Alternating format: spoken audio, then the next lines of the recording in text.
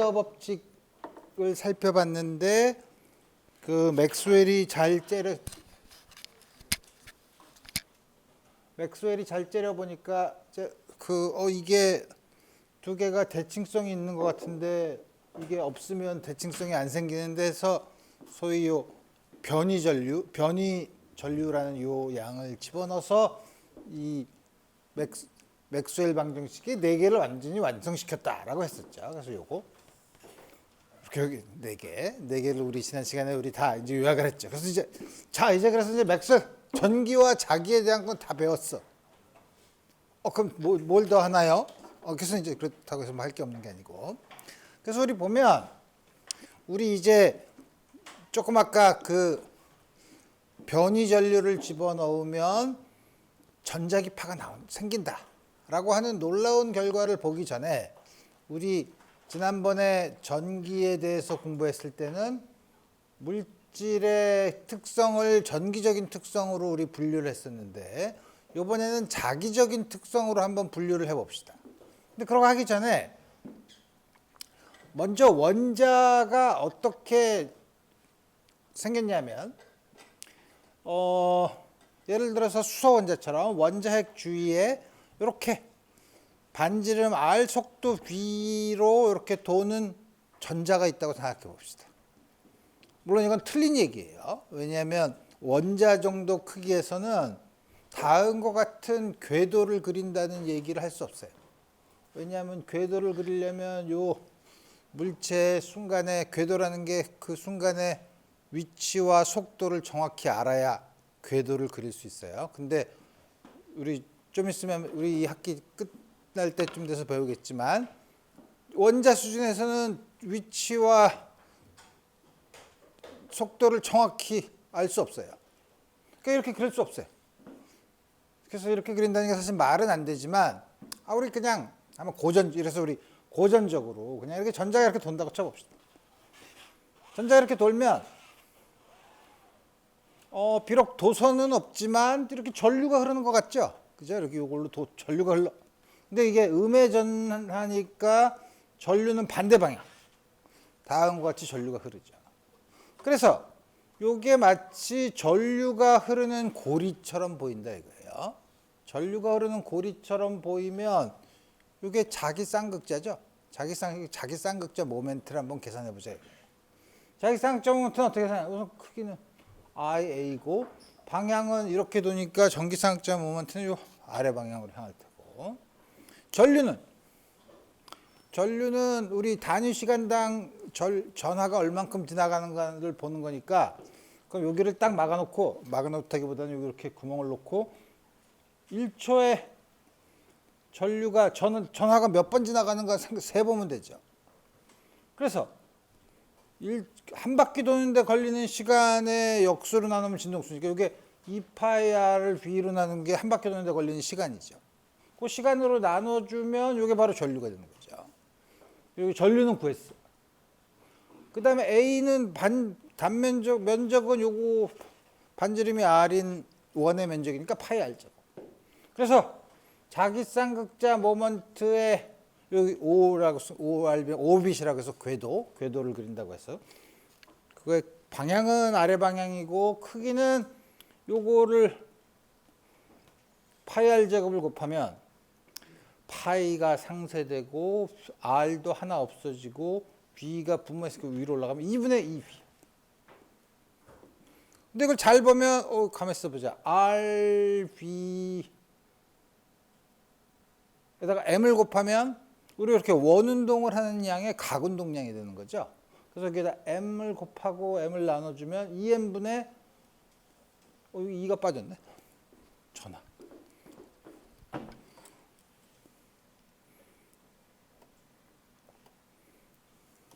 다음과 같이 된다 이거예요. 그래서 보면 크기는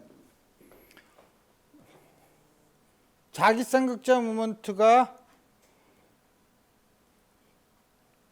궤도 각운동량에 비례한다 이거예요. 당연하지. 이게 다음과 같이 다. 근데 방향까지 보면 뮤의 방향은 각운동량의 방향은 R 크로스 P면 이쪽 방향이죠. 이건 왜 그래서 우리 두 개가 방향이 반대죠. 왜냐하면 사실은 요 전하가 전자가 도는 거기 때문에 마이너스 2이기 때문에 그런 거죠. 이게 플러스 전하면은 같은 방향일 텐데. 다음과 같이 주어진다 이거예요. 이제부터 놀라운 일이 벌어지죠. 지금까지는 고전적으로 다음과 같이 이렇게 회전을 하는 거를 봤는데,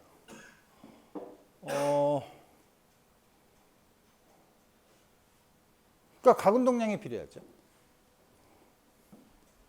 근데 원자 수준에서 보니까 여러분들이 나중에 다시 또 얘기를 하겠지만 가운동량을 주는 게 이렇게 궤도 가운동량만 있는 게 아니에요. 입자 자체에 고유한 가운동량이 있어요. 고유한 가운동량이 그건 실제로 회전하지 않는데도 고유의 가운동량이 있어요. 그걸 우리가 스핀 가운동량이라고 해요. 하나는 궤도가 난 스핀이면 여러분들이 이 얘기를 들으면 지구가 태양 주위를 돌면서 돌 때 가운동량은 뭐냐면 지구가 태양 주위를 도는 거에 대한 가운동량에다가 지구가 이렇게 자전을 하죠. 지구가 자전을 하기 때문에 생기는 가운동량을 더해야 되는데, 그럼 이것도 물체가 가지는 고유의 가운동량이 있으면 전자가 뭐 어떤 축에 대해서 이렇게 자전을 하는 게 있지 않냐? 그런 건 아니라 이거예요. 왜냐하면 전자는 우리가 아는 한 크기를 볼 수 없는, 크기를 알 수 없는 거의 점입자에 해당되는 건데 점이 회전할 수 없죠.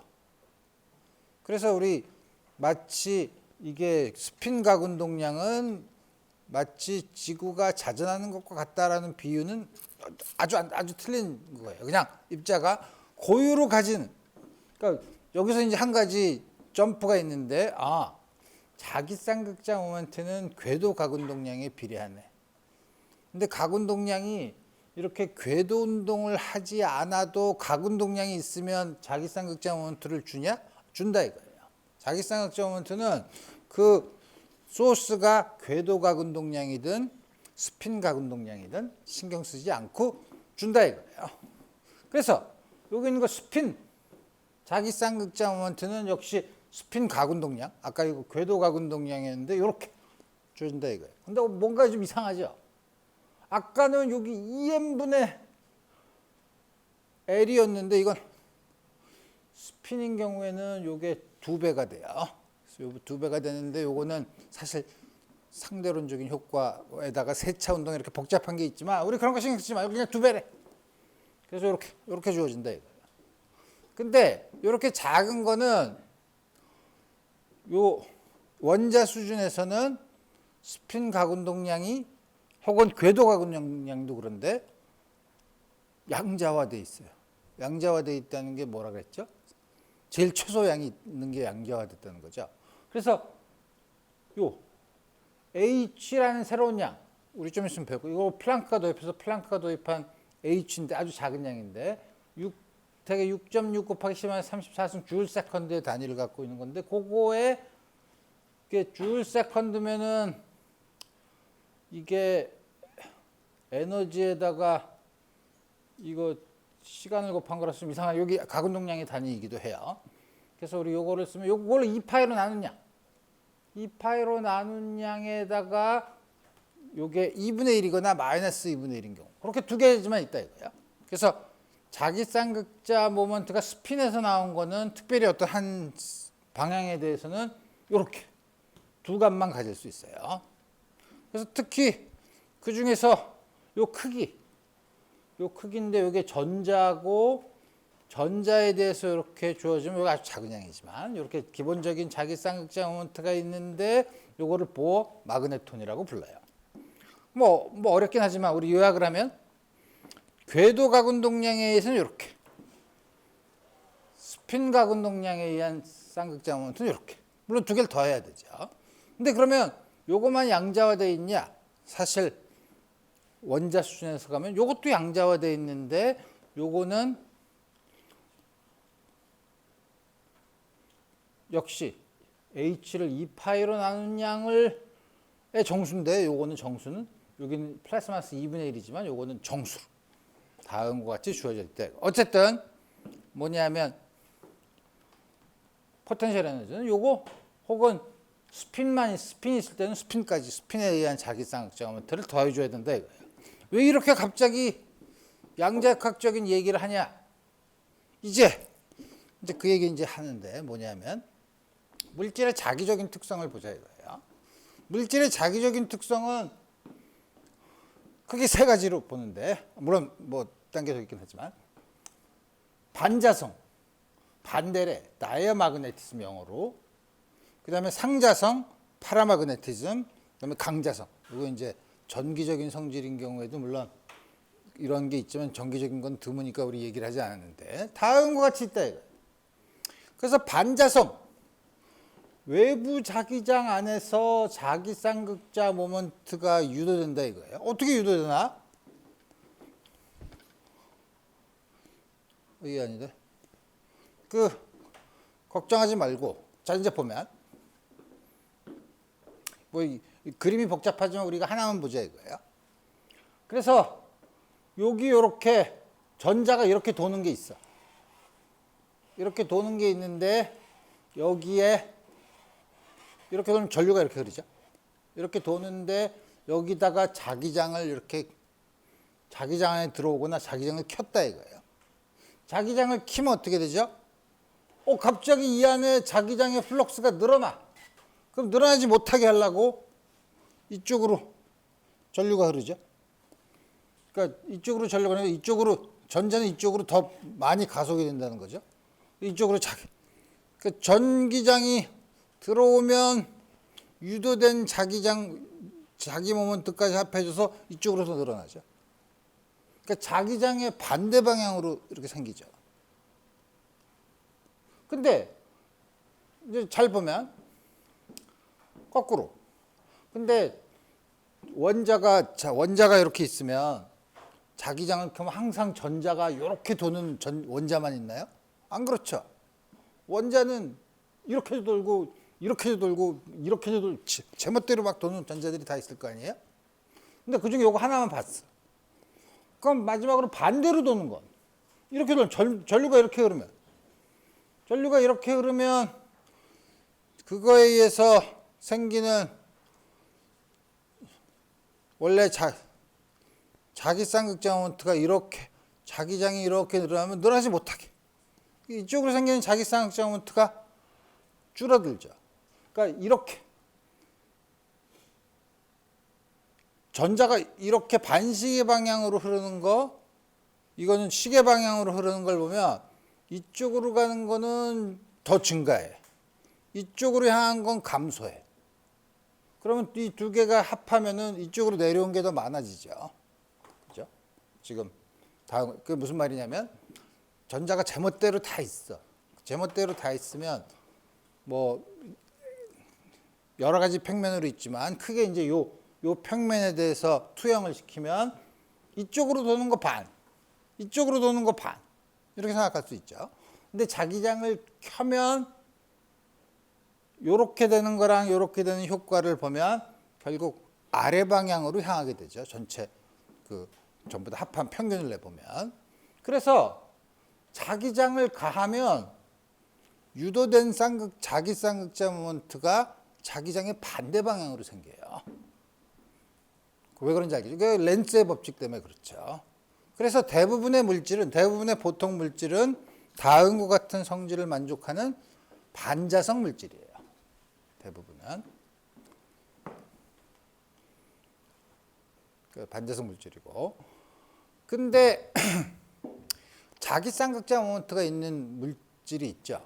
다시 말하면 영구 자기쌍극자 모먼트를 가지고 있는 분자들이 뭐 제멋대로 예를 들어서 용해간에 그런 원자들이 이렇게 녹아있어서 제멋대로 이렇게 분포되어 있으면 자기쌍극자 모먼트가 제멋대로 분포되어 있는데 거기다가 자기장을 걸면 포텐셜 에너지가 마이너스 뮤 닷 B잖아요. 그러니까 에너지가 낮은 곳으로, 물론 온도 때문에 막 지멋대로 움직이긴 하지만 에너지가 점점 낮은 데로 가니까 결국 자기장의 방향으로 향해야 에너지가 작아지죠. 그래서 뭐냐면 자기쌍극자 모먼트를 가지고 있는데 그게 뭐냐면 외부 제멋대로 분포되는데 외부에서 자기장을 걸어주면 자기장 영구 쌍극장 모먼트가 자기장 방향으로 이렇게 향하려는 성질이 있는 거예요. 물론 다 그렇지 않죠. 왜냐하면 온도 연력적 평행에 있으면 온도에 의해서 막 움직이고 있지만 그렇지만 평균적으로는 그쪽을 향하게 된다 이거예요. 그래서 광자성은 우리가 자석을 보는 거예요. 자석이 다음과 같이 있어요. 자석. 그래서 내가 여러분들한테 제일 처음에 자기장을 어떻게 만드냐? 자석을 넣으면 되지. 아니 근데 그게 아니고 전류를 흐르면 전류주에 자기장이 생긴다고 했죠. 근데 자석은 전류가 안 흐르잖아.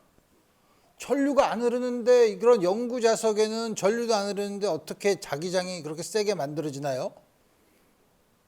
이게 참 아이러니죠. 뭐냐면 우리가 자석은 몇천 년 전에 발견을 해서 그거를 나침반으로도 쓰고 하지만 자석이 왜 자기장을 만드느냐 하는 거는 처음에 전기자기를 하면서 그 전류가 흐르면 전류가 자기장을 만든다는 것까지는 알지만 다시 영구 자석이 자기장을 만드느냐 하는 거는 최근에 알게 됐어요. 최근이라 봤자 물리학에서는 한 100년 정도 전인데 양자극이 나온 다음에 알게 됐어요. 양자극이 나온 다음에 알게 된 게 뭐냐면 전류는 안 흘러. 전류는 안 흐르는데 아까 그러면 전자가 이렇게도 돌고 이렇게도 돌고 이거 이제 평균인데 그거 아무것도 있지 않잖아. 근데 자석이 되는 물체가 뭐더라? 철, 니켈 뭐 이런 것처럼 여러분들이 소위 주기율표를 보면 소위 전이금속이라는 데 있죠. 전이금속이라는 거기에 있는 금속들이 만든다 이거예요. 거기 있는 금속들의 특징은 뭐냐면 원자핵이 있고 주위에 전자들이 소위 여러분들이 고등학교 때 화학 시간에 배운 걸 보면 주위에 이렇게 거의 다 전자들은 닫힌 껍질에 있고 되게 하나가 쌍을 이루지 않는 전자가 하나 있어요. 근데 그게 아까 말한 것처럼 스핀 가운동량이 있어. 스핀 가운동량이 있어요. 그럼 역시 그것도 자기 쌍극장 모먼트를 만들죠. 그렇지만 얘기하신 대로 아까 얘기한 것처럼 열적 평행에 있으면 이렇게 돼 있는 것도 있고 이렇게 돼 있는 것도 있고 지멋대로 분포하면 평균에서 0이 되지 않나요? 그렇죠. 대부분의 철이 그래요.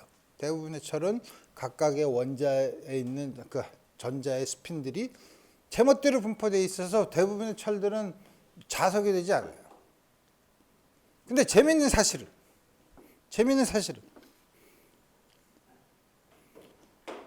이거 아닌데?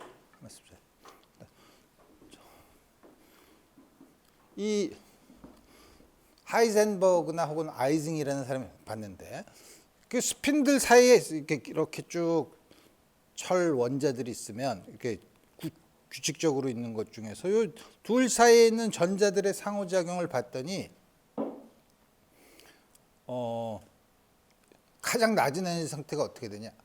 옆에 있는 이 원자의 스핀 딴 건데 닫혀 있으니까 이 원자에 있는 전자랑 옆에 있는 이웃한 전자의 스핀이 나란할 때가 에너지가 낮아요. 나란할 때가 에너지가 낮아요. 마치 전기 쌍극장 모먼트가 있을 때. 그럼 어떻게 하냐면 그 아무것도 스핀이 제멋대로 분포되어 있는 물체에다가 자기장을 강하게 걸어주면 이 스핀들이 지멋대로 분포되어 있다가 이게 전부 다 한 방향으로 이렇게 가려고 하네. 한 방향으로 가는데 갔다가 이게 제일 낮은 에너지 상태예요. 자기장을 천천히 꺼줘도 그대로 있어요. 왜냐면 낮은 에너지 상태니까. 그래서 그러고 나서 보면 이제 이게 그 안에 부분에서는 각각 전자들의 스핀이 전부 다 한 방향을 영구 쌍극장 모먼트가 전부 한 방향을 가리키게 돼요. 그래서 영구 자석이 생긴 거예요. 그래서 이거는 궤도 가운동량, 다시 말하면 전류가 흘러서 생기는 게 아니라 각 전자들의 스핀 가운동량이 한쪽으로 이렇게 배열되기 때문에 이렇게 영구 쌍극장 모먼트들이 일렬로 이루어져서 만들어서 자석의 성질을 나타내는 거, 그런 걸 우리가 강자성이라고 해요. 그게 세 상자성은 우리 이거는 어떤 거는 근데 반자성인 것도 있어. 옆에 있는 게 이렇게 반대해야만 에너지가 낮은 것도 있고 뭐 한데 우리 이런 건 별로 신경 쓰지 말고. 그래서 자석인 경우 근데 아까 내가 얘기한 것처럼 강하게 걸어주면 이게 강하게 걸어주면 어떻게 냐면 이렇게 일렬로 처음에는 보통 일반적인 철은 자성을 띠지 않는 일반적인 철은 근데 이렇게 둘이서 상호작용을 하면 나란히 있으려고 하는데 나란히 있는 건 있는데 나란히 있는 영역이 하나만 제멋대로 분포하는 하나씩 제멋대로 분포하는 게 아니라 강자성의 물체는 전자들이 스핀들이 나란히 있는 영역이 꽤 분포되어 있는 이렇게 철 안에 이렇게 분포되어 있다 이거야. 그래서 이 안에 스핀 방향은 전부 이쪽, 요건 이쪽, 요건 이쪽. 이렇게 돼서 이렇게 어느 한 구역 안에서는 스핀이 모두 한 방향. 우리 이렇게 스핀이 모두 한 방향으로 되어 있는 이 부분을 우리가 도메인이라고 불러요. 근데 이제 보통 철은 도메인이 작은 도메인들이 제멋대로 분포되어 있죠. 그래서 평균을 하면 영구쌍극장원테 합이 0이죠. 여기다 자석을 자기장을 세게 걸어주면 이게 점점 이게 가야 되는데 하면 처음에는 이렇게 경계를 그렸지만 이게 같아지면 경계가 없어지죠. 똑같으니까 경계가 사라지죠. 그래서 도메인이 점점 커져. 도메인이 커져서 이 전체가 물론 전체가 한 개의 도메인으로 될 수는 없죠. 이렇게 도메인이 이렇게 큰 도메인이 형성되면 거시적으로 그러면 그게 영구 자석이 되는 거죠. 그래서 우리 되게 왜 여러분들이 어릴 때 실험을 왜 우리 때는 그런 실험을 했는데 못에다가 종이를 감고 거기다가 코일을 감은 다음에 전지를 연결해서 전자석을 만들어서 오랫동안 하다가 전자석을 빼도 못이 자석이 되죠. 근데 그거를 자석이 안 되게 하고 싶으면 어떻게 하나? 우리 때는 연탄 뿌리에다 올려 다시 가열을 하면 다시 스핀들이 제멋대로 도메인들이 제멋대로 배열이 돼서 다시 자석이 안 되는 거죠. 그래서 이게 뭐냐면 자 봐. 여기 X축과 Y축이 여러분들이 HM이라고 썼지만 사실은 H는 사실은 자기장이랑 같다고 보면 돼요. 그럼 P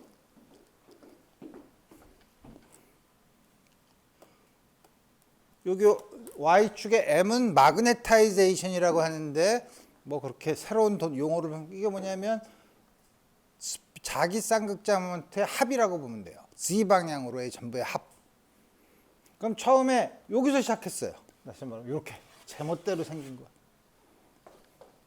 여기서 자기장을 걸어주면 점점 한쪽 방향으로 점점 일렬로 되다가 아주 세게 걸어주면 최대값에 도달하죠. 그 최대값이 뭐죠? 모든 스핀이 한 방향으로 했을 때가 최대값이죠. 딱 됐어. 그 다음에 자기장을 점점 낮춰주면 이렇게 내려오는 게 아니고 이렇게 내려와요. 그래서 자기장을 껐는데도 자기 쌍극자모멘트는 계속 이렇게 향해 있어요. 그게 자석이 된 거죠. 그랬다가 다시 점점 자기장을 반대로 해주면 그럼 반대로 되다가 점점 세지면 갔다가 다시 올리면 다시 자기장을 반대로 크게 해주면 이렇게 되죠. 그러니까 일단 여기 처음에 제멋대로 된 거에서 자기장을 켜주면 여기까지 오면 자기장을 이용해서는 다시 절대로 여기 못 돌아와요. 돌아올 수 있는 방법은 가열을 해주는 방법밖에 없어요. 그래서 이게 뭐냐면 자기장을 켜주느냐에 크기와 방향을 결정하느냐에 따라서 전체 스핀 쌍극자모멘트의 합이 어떻게 변화하느냐 이렇게 나오는 거를 우리가 요 곡선을 우리가 히스테리시스 커브라고 해요. 히스테리라고 하면 뭔가 그게 아니라 우리 그런 게 아니고 히스테리시스는 우리나라 말로는 이력 곡선이라고 해요. 뭐 이렇게 어려워? 이력이라는 게 이력서의 이력이야. 그러니까 어떤 히스토리를 가지고서 움직였는가 하는 거예요. 그래서 우리 자기 이력 곡선이라고 해요. 그 다음과 같이 자석을 만들 수 있다 이거예요. 오케이. 다 됐어. 그래서 이제 32장을 다 끝내고 33장. 자, 그러면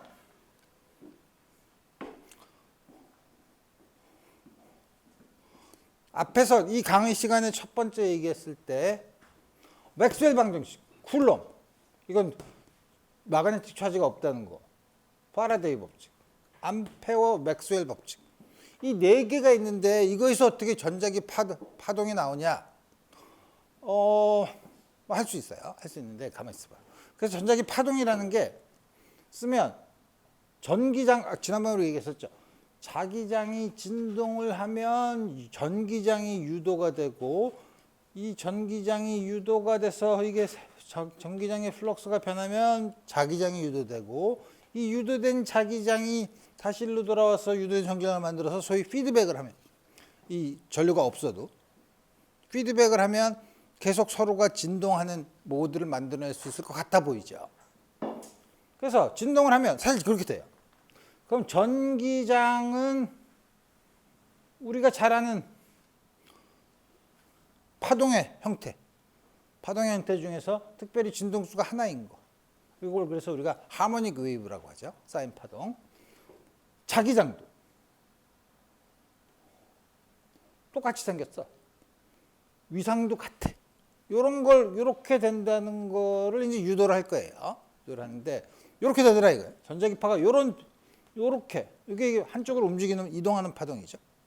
진동하면서 이동. 전자기파라고 하냐면 왜냐하면 진동하는 게 전기장도 진동을 하고 자기장도 진동을 해서 전자기파라 그래요. 그래서 이거를 넣는 순간 맥스웰은 파동, 이거는 이렇게 다음 같은 경우에는 Q가 0이고 I가 0이어도 이게 서로 진동하는 파동이 존재한다 라는 걸 밝혔죠.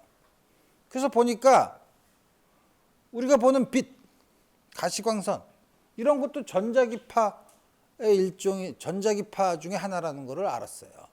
그러니까 이제 세상이 이제 보는 세상이 달라진 거죠. 빛이 그냥 파동이라고 생각했는데 그 파동의 근원이 뭐냐? 그 안에 실제로 진동하는 것은 전기장과 자기장이다. 좀 이따 이제 이건 이제 지금 설명하고 정성적으로 설명하고 정량적인 건 좀 이따 할 거예요.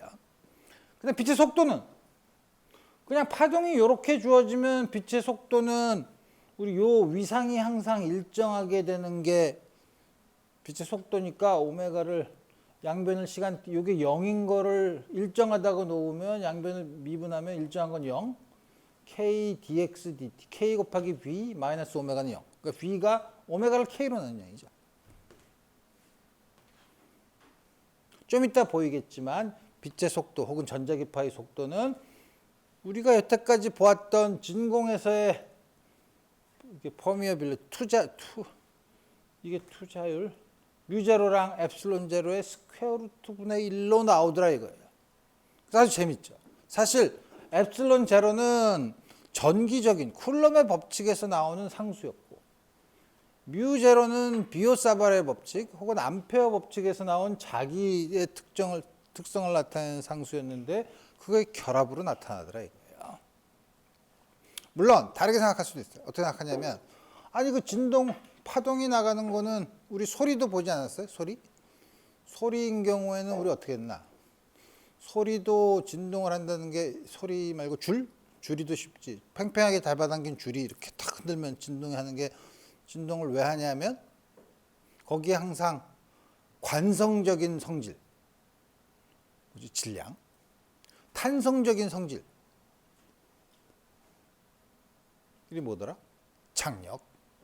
그래서 뭐냐면 속도가 탄성적인 성질인 장력을 관성에 해당되는 선밀도로 나눈 거에 스퀘어 루트로 주어졌었죠.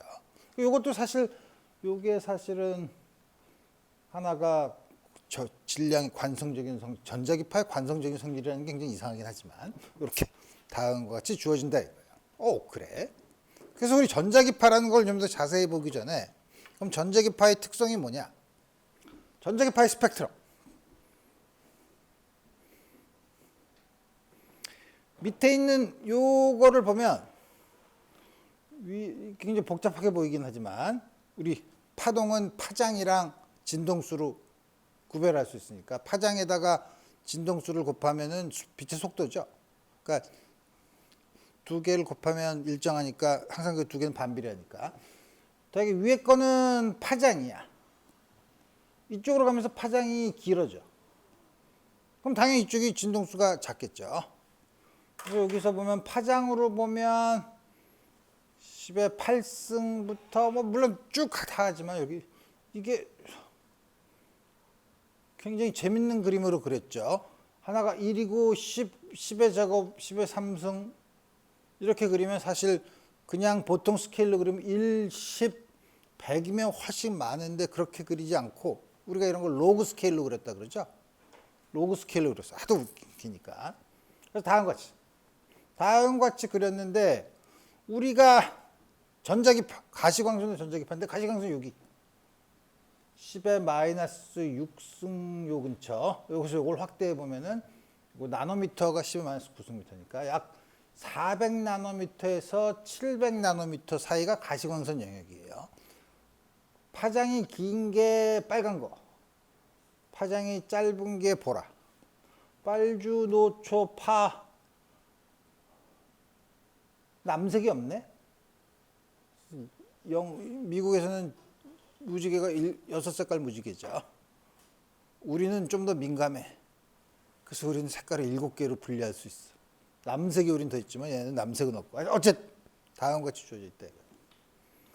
근데 요거는 가시광선 눈으로 볼 수 있는 거고 사람 눈으로 볼 수 있는 거죠. 개 눈은 조금 더 다르게 볼 수 있지만 곤충이나. 근데 여기보다 이렇게 나오면 잘 안 보이는데 이게 빨간 거보다 넘어선 거 아니야. 그러니까 빨간 걸 넘어선 걸 인프라. 사실은 진동 인프라는 아래라는 건데 파장이 점점 길어지는데 왜 아래인가? 진동수로 보면 점점 아래니까. 이쪽을 인프라레드. 적외선이죠. 적외선. 이쪽으로 가면 자외선, 울트라 바이올렛. 바이올렛을 넘어선 거예요. 그죠? 그래서 다음 같이 있고, 그거는 대략 이렇게. 이 경계는 그렇게 명확하지 않아요. 그 다음에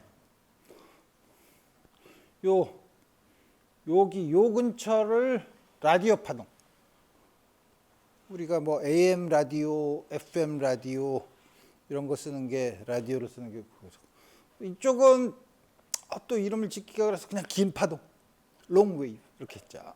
물론 요 라디오 웨이브 안에도 뭐 TV 채널, FM 라디오, 뭐 AM 라디오 이런 거 다 있지만 뭐 하여튼 그렇고 이쪽으로 올라가면 자외선, 좀 더 가면 X선, 그 다음에 감마선 이쪽으로 갈수록 저 전자기파의 에너지가 너무 세기 때문에 이런 거 쏘면 위험하죠. 다음과 같이 주어져 있다. 오케이.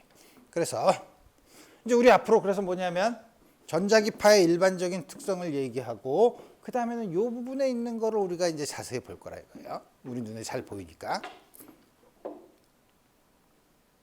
그래서 먼저 특징을 보면 진공에서의 전자기파의 속도는 이렇게 주어지고 그게 299-792-458m/s. 실험을 더 앞으로 실험기기가 더 발전을 해서 좀 더 정확하게 재면 점 얼마 이렇게 쭉 나올 수 있지 않을까요? 우리 이제 그렇게 생각 안 해요. 우리 그렇게 생각 안 해. 우리 단위를 정할 때 처음에 여러분들이 1학기 때 처음에 배울 때 단위 정할 때 기본 단위가 길이, 시간, 질량이라고 했었죠. 근데 시간이나 길이 같은 거 정의할 때 옛날에는 길이 뭐 어디 프랑스 어디에 있는 미터자는 대략 지구 둘레 뭐 몇 분의 1. 근데 이렇게 하기에는 요새 측정하는 게 너무 측정을 잘해요. 너무 측정을 잘해서 그거 너무 안 좋아. 질량 1kg짜리 원기가 있는데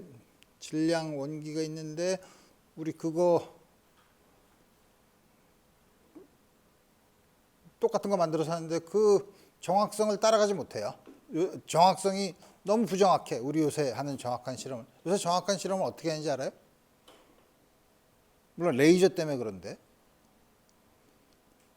뭐냐면 GPS라고 여러분들이 다 자동차나 이런 거 운전할 때 내비게이터 같은 데 쓰는 GPS가 이렇게 세 군데 위성의 시그널을 받으면 소위 삼각측량법으로 자기 위치를 아는 거 아니에요? 그 위성이 여러 개가 있는데 GPS가 가면서 이 근처에 있는 되게 한 7개, 8개를 받지만 기본적으로 3개를 받으면 자기 위치를 측정할 수 있는데 이게 막 돌잖아. 도니까 사실 특수상대론의 효과가 있지만 그것도 하고 또 하나는 뭐냐면 중력이 특수상대론에 의해서 시간도 늦게 가지만 중력이 다르면 시간이 다르게 흘러요. 근데 중력이 여기랑 지면이랑 좀 높은 산 위에랑 다를 수 있죠. 근데 요새는 그런 측정이 우리 중력이 뭐냐면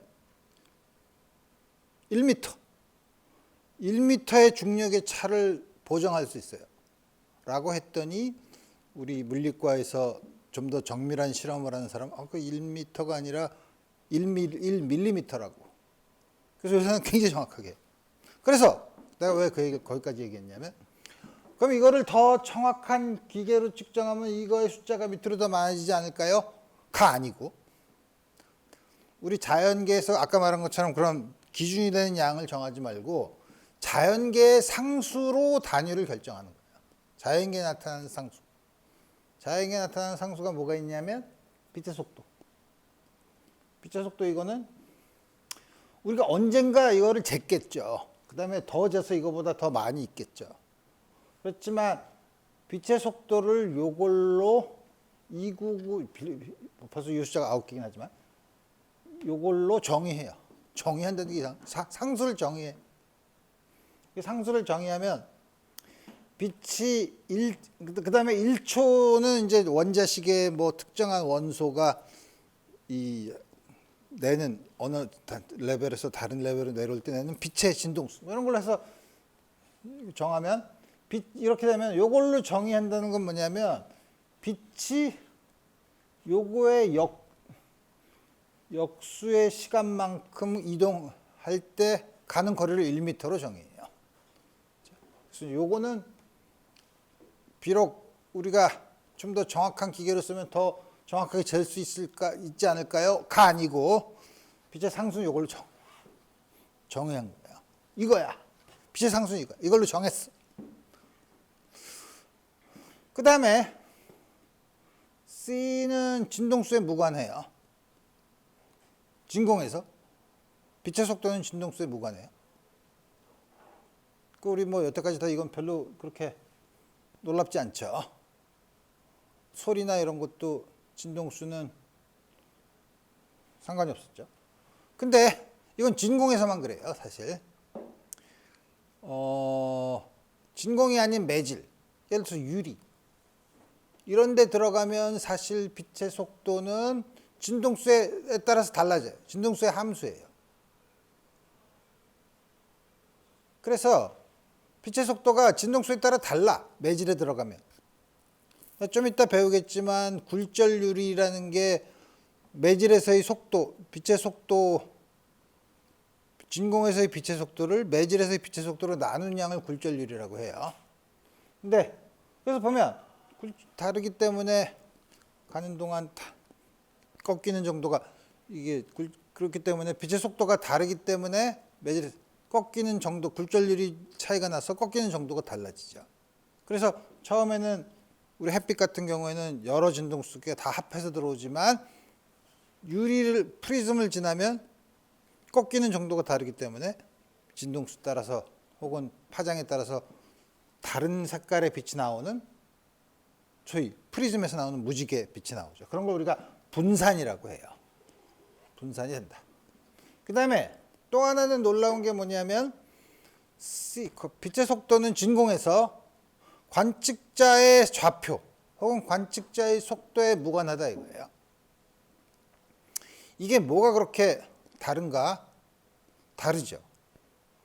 왜냐하면 여러분들이 지난 학기에 소리의 도플러 효과를 배울 때는 소리에서 도플러 효과를 배울 때 소리 속도는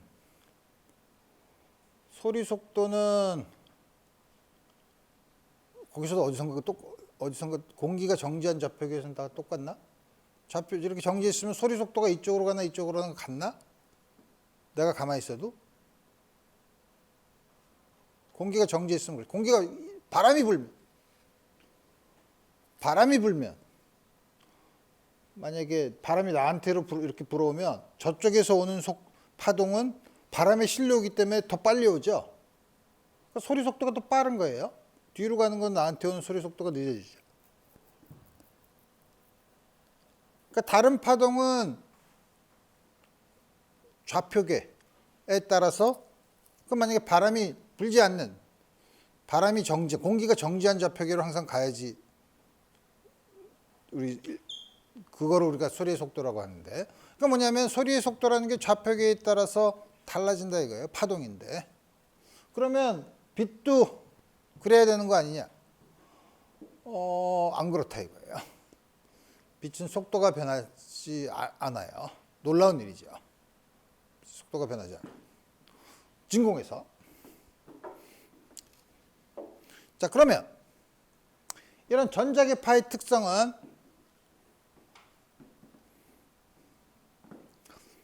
전자기파를 어떻게 만드냐? 특성을 얘기하기 전에 이 밑에 그림이 있으니까 전자기파의 특성은 쉬워. 에너지를 가해. 이거 많이 본 거네. RLC 회로죠. RLC 회로가 있으면 RLC 회로를 외부에서 진동을 시키면 어떻게 되죠? 고유 진동수는 전부 다 사라지고 외부에서 진동하는 것만 진동하죠. 진동을 해. 근데 여기다 2차 코일을 이렇게 변압기를 우리 앞에서 배운 거 다 아네. 변압기를 달아놔. 그럼 어떻게 되죠? 여기서 자기장의 플럭스가 여기 변화시키면 여기 유도전류가 생기잖아. 그럼 유도전류 전선을 이렇게 꼬아서 양쪽 끝을 연결하는 게 아니라 양쪽 끝을 막대기로 이렇게 벌려놨어요. 이런 걸 우리가 다이폴 안테나라고 해요. 왜 다이폴이냐면 이렇게 만들어 놓으면 어떻게 돼요? 전기 포텐셜이 커졌다 작아졌다 하니까 어떻게 돼요? 여기서 전류가 있지 않지만 그러면은 전기 포텐셜이 커졌다 작아졌다면 전하가 이렇게 갔다가 이렇게 다시 한번 이렇게 진동을 해요. 전하가 진동을 해요. 그 마치 요 사이의 거리를 D라고 하면 전기 쌍극자가 시간에 따라서 진동하는 것처럼 보이죠. 다음 같이 해서 이렇게 놔두면 여태까지 여러분들이 안 배웠는데 우리 물리학과에서도 1년짜리 코스의 맨 후반부에 요맘때쯤 돼서 배우는 건데 뭐냐면 전하를 띤 물체가 여태까지 움직이면 일정한 속도로 움직이면 주위에 자기장을 만든다 그랬죠. 이게 가속을 하면 원운동을 해도 가속이죠. 가속을 하면 전자기파를 내. 전하를 띤 물체가 가속을 하면 항상 전자기파를 내요. 그래서 이렇게 진동을 하면 전자기파를 이렇게 내요. 그래서 전자기파를 이렇게 만들 수 있어요. 가장 쉽게 만들 수 있는 거예요. 그러면 사실은 요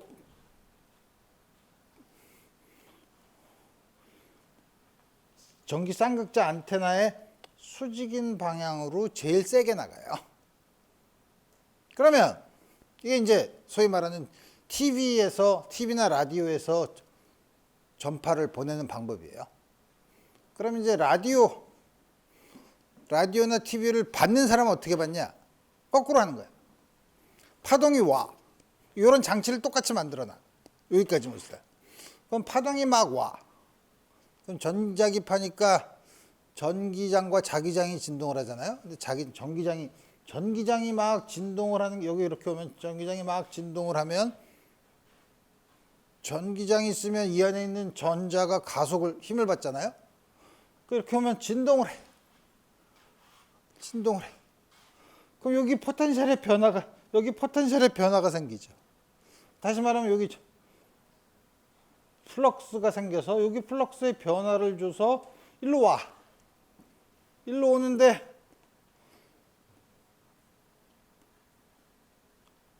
그럼 이것도 이제 진동을 하죠.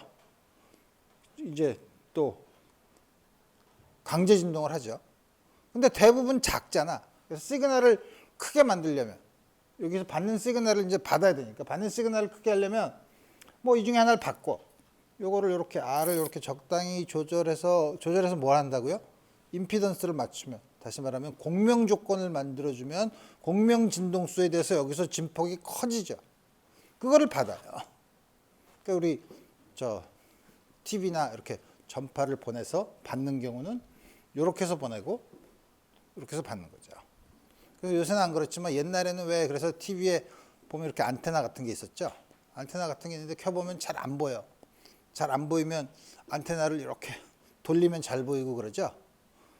그래서 파동이 이렇게 오는데 요 안테나를 그 파동에 이렇게 요 방향으로 둬야 제일 잘 받는 거죠. 이렇게 틀어주면 잘 안 들어오다가 이렇게 맞춰주면 되는 거죠. 어쨌든 그래서 이제 전자기파를 만들고 받는 걸 이제 봤으니까 그 특성은 전자기파에서 전자기장은 진행 방향의 수직으로 진동해요. 전기장도 그렇고 자기장도 그렇고. 그러니까 가로 파동이죠. 진행 방향의 팽팽한 줄을 잡아당겼을 때 진동시켜서 가는 파동이랑 아주 같은 가로 파동. 그 다음에 전기장과 자기장이 진동하는 방향은 서로 수직이에요. 따라서 세 개의 수직한 방향이 있죠. 진행 방향의 수직인 두 방향, 전기장과 자기장의 방향 이렇게 있는 거죠. 오케이. 그 다음에 그 세 개 사이에 가는 관계는 진동하는 E 크로스 B를 하는 게 전자기파의 진행 방향이래요. 그러니까 만약에 이게 X 방향, 이게 Y 방향이면 Z 방향으로 된다는 거죠. 그 다음에 전자기파의 전기장과 자기장은 아까 쓴 것처럼 진동수가 같고 오메가가 같고 위상이 같아요. 위상 상수만큼 차이가 나지 않아요. 위상이 항상 같아요. 오! 이렇게 말로만 하면 어떻게 아나요, 그걸? 우리 마치 어떤 질문이냐면 전에 RLC 회로를 했을 때 이렇게 감소의 진동을 할 때 이 진폭이 어떻게 나오나요? 뭐 엑스포넨셜리 감소하는 게 있고 진동하는 게 있는데 오늘 민방정식을 푸는 게 아니니까 답이 이거야. 그럼 그 답을 어떻게 알아요? 대입해봐. 성립하잖아. 하면 너무 사기치는 것 같다 그래서 식을 풀었었죠. 여기는 그거 하기엔 좀 너무 복잡하고. 그래서 조금 아까 한 얘기를 잘 보면 자, 파동이 X방향으로 진동을 한다고 쳐. 그 다음에 전기장이 Y방향으로 진동한다고 칩시다. 여기 보라색으로 이렇게 진동하고 밑으로 돌아가는 거 안 보여. 사인 파동으로. 그럼 자기장은 E 크로스 B가 진행방향이 자기장이 이렇게 진동하면서 이동한다는 거죠. 그럼 여기서는 E 크로스 B인데 여기서는 그럼 어떻게 되나? 근데 이건 E가 내려가니까 E 크로스 B니까 역시 마찬가지 같은 방향이죠. 그래서 항상 이쪽 방향으로 됩니다. C는 전기장, 자기장, 같은 진동수에 같은 파동수에 위상차가 없는 위상이 같은 다음과 같이 된다 이거. 그래서 이거를 보려면 이제 파동 방정식을 봐야 되는데 파동 방정식은 간단히만 얘기하면 전자기파인 경우에는 파동이 t가 0일 때 이런 펄스가 있다고 칩시다. 펄스가 fx라고 주어져. 근데 거기서부터 델타 t만큼 지났는데 펄스가 그대로 있으면 모양을 그대로 유지하고 있으면 전자기파는 그래요. 매질이 진공에서는 이렇게 움직이면 델타 x만큼 움직이면 델타 x만큼 평행 이동하면 함수를 이렇게 씁니다. 근데 델타 x가 시간 t만큼 지나면 이게 움직이는 속도가 v라고 하면 델타 x가 vt면 오른쪽 x-vt의 형태로 쓸 수 있죠. 임의의 함수예요. 임의의 함수가 x-vt 오른쪽으로 이동하는 경우죠. vt만큼 평행 이동한 거죠. 왼쪽으로 가는 건 이게 플러스가 되면 되죠. 그럼 마이너스 vt만큼 이동을 한 거니까. 그러니까 파동은 이 형태를 그대로 유지하고 v라는 속도로 오른쪽으로 이동하는 파동은 어떤 함수든 간에 좋은데 물론 x와 t의 함수이면 좋은데 x와 t의 제멋대로 의존하는 게 아니라 항상 x-vt의 결합으로 되는 임의의 함수라 이거예요. 오른쪽으로 이동하는 경우에는. 그래서 우리 요게 항상 일정하게 되는 게 파동이 움직이는 속도라 그랬죠. 그래서 이게 항상 x-vt로 주어져요. 그러면 함수가 파동이 있는데 함수 형태는 지멋대로지만 항상 요렇게만 의존한다고 하면 이 우리 아무것도 안 썼어. 이 함수가 만족하는 방정식은 이제 여러분들이 캘큘러스 시간에 편미분도 배웠지? 편미분 배웠죠? x-vt를 c라고. 그러면 한번 미분해 보면 dy를 x로 미분하면 이건 fc니까 이거는 f를 c로 미분한 다음에 c를 x로 미분하면 되네. 이거는 df dz 모르게 f의 형태에 따라 c를 x로 미분하면 1이야. 한 번 더 미분해봐. 그럼 이게 d 스퀘어 fc 하고 또 df dz dx인데 1이야. 요거야. 그러면 이거를 t에 대해서 미분하면 어떻게 되나? df dz dz dt야. 근데 이거는 c가 x-vt니까 df dz 마이너스 b야. 그러면 d 스퀘어드 y dt 제곱은 똑같은 짓 한 번 하면 더하면 v 제곱이죠. 요거랑 요거를 비교해 보면 요거를 v 제곱으로 나누고 여기서 빼면 0이죠. 그죠? 요 식을 만족하면 더럽게 복잡한 편미분 방정식이에요. 미분 방정식도 풀기 어려운데 편미분 방정식까지 나온다고? 그래서 우리 이거 여러분들한테 안 풀어요. 그냥 식만 보여준 거예요. 이게 어디서 나왔다고? 오른쪽으로 이동하는 파동. x 플러스 vt면 요게 플러스야. 플러스든 마이너스든 1차 미분은 중요하죠. 2차 미분에서는 요건 마이너스 b의 제곱이 되기 때문에 요거는 오른쪽으로 이동하든 왼쪽으로 이동하든 요 파동 방정식이라 이거예요. 이렇게 나왔어요. 이제 파동 방정식이 있지만 그럼 이 파동 방정식을 풀 거냐? 안 풀어요. 다만 이걸 풀면 임의의 함수가 된다 그랬죠? 임의의 함수 중에서 우리 파동은 중첩이 되니까 가장 기본적인 거. 여러 개를 중첩을 하면은 우리가 원하는 임의의 파동을 만들 수 있으니까 가장 기본적인 것 중에서 우리가 다루기 제일 좋은 게 뭐냐면 하모닉 웨이브, 사인 파동이에요. 요게 바로 요거 K로 묶어내면 X- 오메가 나누기 K가 V죠. X-VT의 형태가 되어 있는데 사인으로 되어 있는 거. 그럼 우리가 하모닉 웨이브라고 해요. 다음과 같은 형태라 이거예요. 그래서 우리 파동 방정식을 푸는 건 어려운데 사실 여러분들이 여기 요 식에서 이거 신경 쓰지 말고 외부의 전류가 진공이면 i가 0이고 요 두 식을 한 개를 미분한 것을 여기다 다시 집어넣으면 우리 사실 아까 그 파동 방정식의 형태가 나오는데 우리 그거는 여기서 굳이 증명하지 않겠어요. 그래서 그렇게 된다 이거예요. 그래서 중요한 건 전기장과 자기장의 파동 방정식이 이렇게 주어진다 이거야. 솔루션은 이렇게 주어지고. 너무 사귄 것 같은데요? 너무 사귄 것 같으니까 우리 그럼 그러지 말고, 지금 내가 얘기한 게 너무 사귄 것 같으니까, 자 그럼 이게 답이라고 쳐봐. 이게 답인 게 정말 맞냐, 답인 게 맞냐를 보고 싶으면 이 식을 집어넣었을 때 진공에서 맥스웰 방정식을 만족하냐, 이거 보면 되죠. 이 두 식이 정말 맥스웰 방정식을 만족하냐, 우리 그걸 한번 지금부터 봅시다. 맥스웰 방정식을 만족하려면 어떤 조건을 만족해야 되냐. 그래서 이제 우리 보는 거야. 파동이 X방향으로 진행한다고 칩시다. 그럼 전기장과 자기장은 YZ 평면에서 진동을 하겠죠. 그래서 이게 봐. E가 퍼플이래.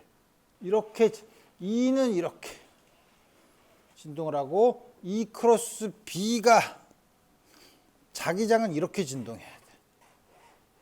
그래서 요거를 또 이렇게 상자, 가상의 상자를 보면 전기장이 이렇게 지나니까 요 면에서는 전기장이 나와. 일로 들어가, 나와. 전기장은 이렇게 됐죠. 자기장은 이렇게 되니까 이쪽으로 나오고 들어가고 나오고 들어가고 그러죠. 자기장 옆에서 보면 다음과 같은 형태로 돼 있다. 복잡하지만 우리 요거를 전기장의 방향을 이렇게 이런 상자를 통해서 본다고 하면 그 중에서 이렇게 쭉 나가는데 평면 파동을 보는 건데, 평면 파동이라는 게 사인이랑 코사인으로만 주어지고 앞에 진폭이 항상 일정한 거. 그럼 그 중에서 이제 복잡하지만 우리 이제 앞으로 요걸 복잡한 거 중에서 요걸 볼 거예요.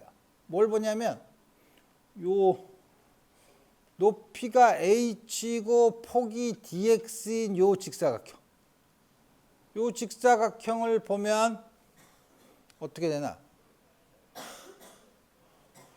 자기장이 이렇게 들어갔다 나왔다 할 거 아니에요? 이게 파동이 이게 쑥 지나가면 자기장이 이렇게 들어갔다 나왔다 할 거 아니에요?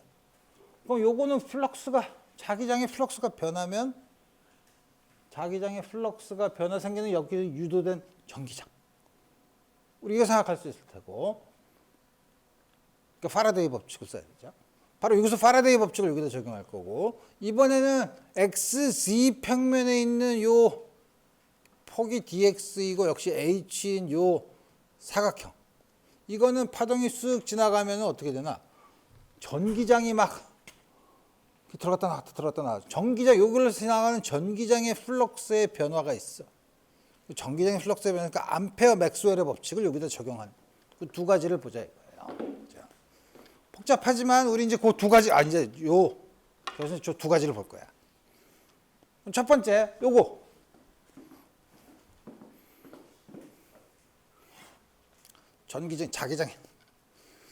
전기장이 있는데, 한쪽을 전기장이 E, 다른 한쪽은 E에서 dx만큼 변했을 때 전기장의 변화를 dE. 이렇게 쓰자 이거예요. 여긴 B야. 파라데이 법칙. 요걸 쓰자 이거예요. 그래서 요거는 지금 이렇게 나오는 걸로 했으니까 이렇게 감는 거로 하면 이쪽은, 여기는 0이죠. 왜냐하면 E가 이쪽 방향이랑 길이 벡터의 방향이랑 수직이니까. E 플러스 D의 H. 이거는 방향이 반대니까 EH를 빼면 H 곱하기 D. 요거만 남죠. 좋았어. 그 다음에 파이 B는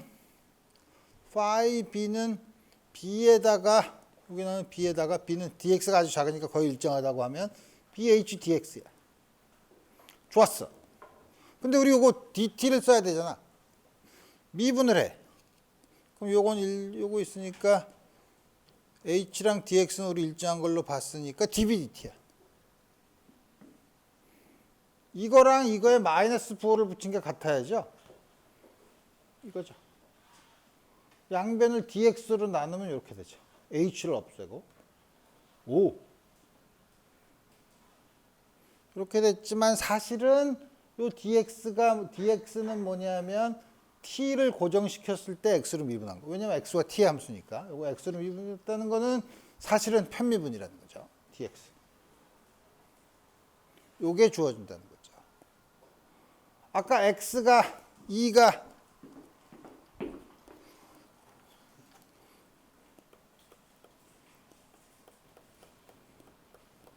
em sin kx 마이너스 오메가 t.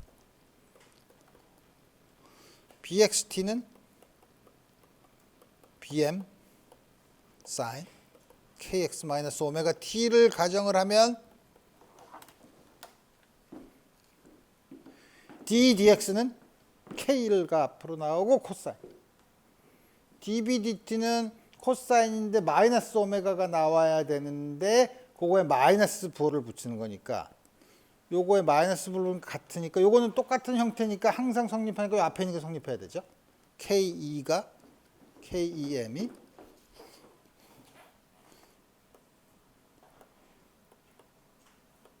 오메가 BM이에요. 그래서 EM을 BM으로 나누면 오메가를 K로 나누는 이게 바로 빛의 속도죠. 빛의 속도가 이게 뭐 30만 킬로미터 퍼 세컨드면 EM이 BM보다 굉장히 크네 라고 생각할 수 있지만 그건 우리 단위계에서 그런 거고 C를 1로 넣는 단위계라는 게 C를 우리 SI 유닛을 써서 그런 거잖아요. C가 1인 단위계를 쓰면 똑같은 거죠. 그러니까 하여튼 비율이 다음과 같이 주어진다. 그러면 이제 이거 됐어. 이거는 우리 I가 실제 진공이니까 실제 전류는 없죠. 변이 전류만 있을 텐데 이걸 쓰는 거야. 여기서는 E가 이렇게 나오니까 이렇게 잡는 걸로. 여기서 여기가 B 플러스 DB야. 여기가 DX고. 그러면 요 B.DS 왼쪽 거를 하면은 이렇게 도니까 BH, 요건 BH, 요건 이렇게 E가, 요건 거꾸로니까 마이너스. 요거 상쇄되고 마이너스 HDB. 그 다음에 오른쪽은 파이 E야. 파이 E는 H 곱하기 DX에다가 2를 곱한 거. 시간으로 미분하면 이렇게. 두 개가 같죠? 요거랑 같은 거죠. H를 서로 상쇄를 시키고 DX로 나눠주면 이렇게 되는데 사실 아까처럼 편미분으로 바꾸면 요게 성립해요. 그래서 B가 아까처럼 주어져 있으면 B를 X로 미분하면 K가 나오고 코사인. 마이너스가 마이너스. T로 미분하면 마이너스 뮤제로 엡실론 제로 오메가. 모든 때서 성립하니까 코사인은 서로 상쇄시키면 마지막 거 뭐죠? 여기서 보면 써야지. 복잡하니까.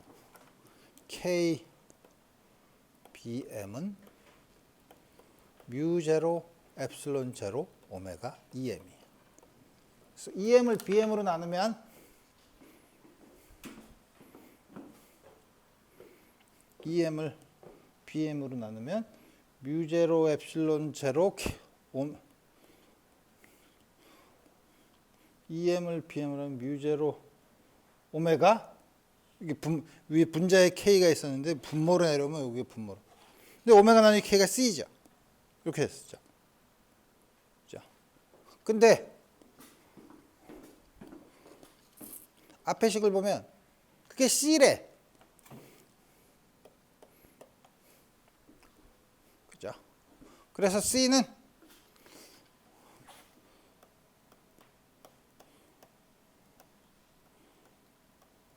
지금 보인 게 뭐냐? 아까처럼 E를 EM sin KX 마이너스 오메가 T, B를 BM sin KX 마이너스 오메가 T를 주면 맥스웰 방정식을 만족하고 다음과 같은 관계를 준다는 사실을 알 수 있죠. 그러니까 우리 실제로 민방정식 풀면 얻는데 우리 그거를 풀지 않고 이렇게 돌아가서 이렇게 서로가 일관성이 있다. 라는 걸로 해서 이제 이걸 받아들이고 이제 시작할 거라 이거예요.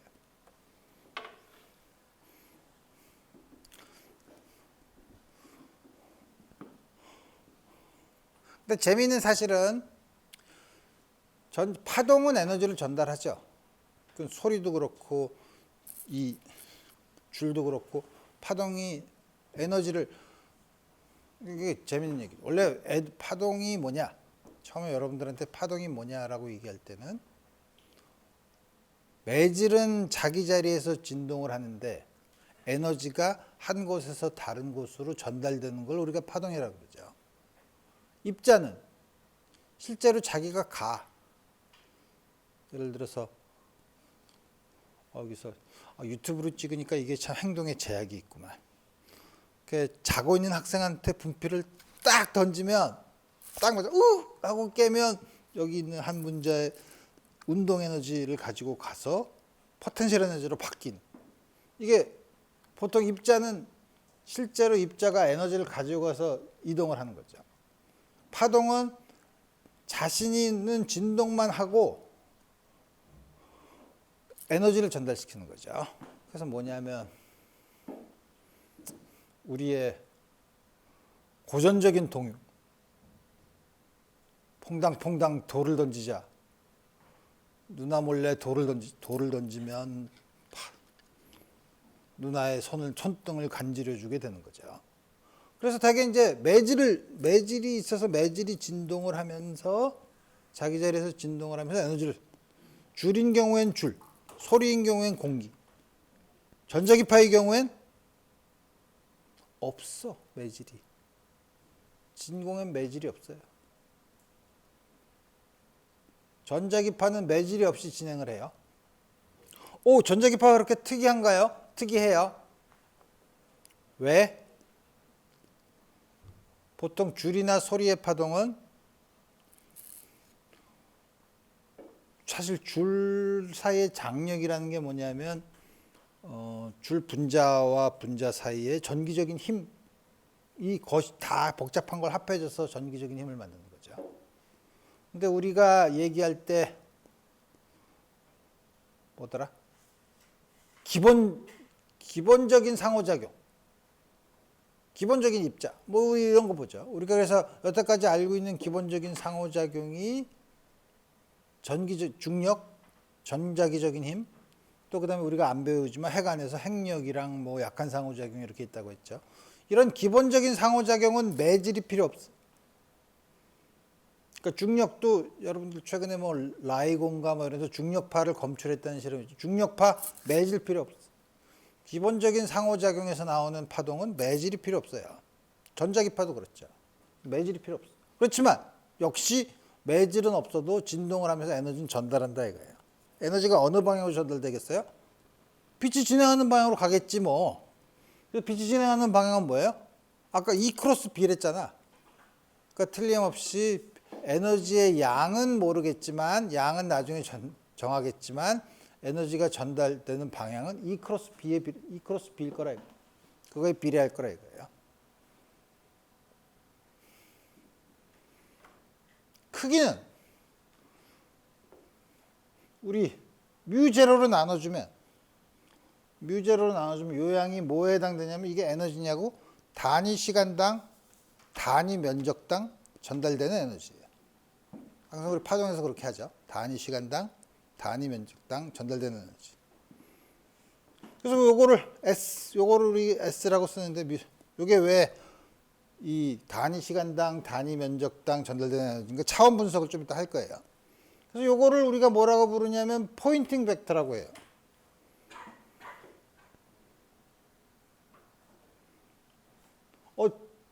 철자를 잘못 쓰신 것 같은데요. 포인팅이면 가리키는 거면 I가 아닌가요? 가 아니고 사람 이름이에요. 포인팅 벡터. 포인팅이라는 사람 이름. 근데 이름을 아주 잘 지었죠. 자, 그래서 포인팅 벡터는 이걸 하려고 했는데 시간이 거의 다 됐으니까 우리 요거는 좀 이따가 보고 우리 이 전자기파의 여러 가지 특성이 뭐가 있나? 우리 그 외 여러 가지 이제 전자기파가 파동이니까 파동이 가지고 있는 여러 가지 특성은 다음 주에 다음 시간에 우리 자세히 다루도록 합시다. 오늘 여기까지 하겠어요.